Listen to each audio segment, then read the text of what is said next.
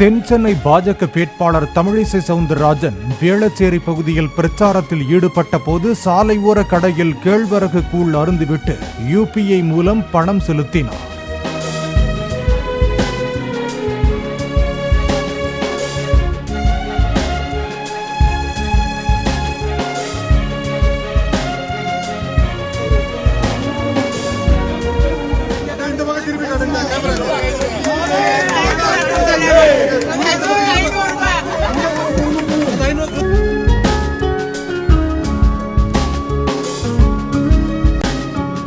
அடுக்குமாடி குடியிருப்பு வளாகம் ஒன்றில் பிரச்சாரம் செய்ய சென்ற தமிழிசையிடம் மழைக்காலத்தில் தாங்கள் சந்திக்கும் சவால்கள், பாதை பிரச்சினை உள்ளிட்டவை குறித்து குடியிருப்பு வாசிகள் முறையிட்டனர்.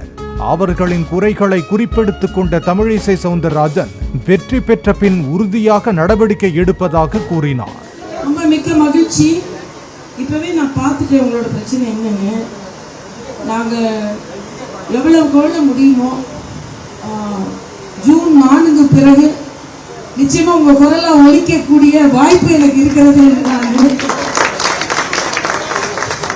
ஆளுநராக ராஜ்பவனில் பெரிய மேசையில் அமர்ந்து சாப்பிடுவதை விட இதோ இவர்களது வீட்டுக்குள் சென்று சாப்பிடுவதில் மகிழ்ச்சி என அங்கு நின்றிருந்த தூய்மை பணியாளர்களை கை காட்டினார். தூய்மை பணியாளர்களுடன் குழு புகைப்படமும் எடுத்துக் கொண்டார்.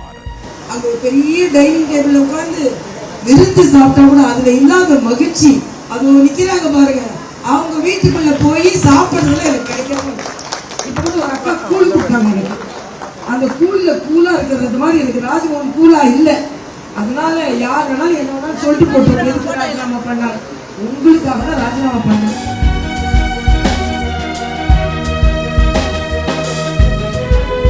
தொடர்ந்து பேட்டியளித்த தமிழிசை சவுந்தரராஜன் ஆளுநர் பதவியை தாம் மதிப்பதாகவும் அதில் ராஜ வாழ்க்கை இருந்தாலும் மக்களோடு மக்களாக தோளில் கை போட்டு பழகவோ ஒன்றாக அமர்ந்து உணவு உண்ணவோ முடியாது என்றார்.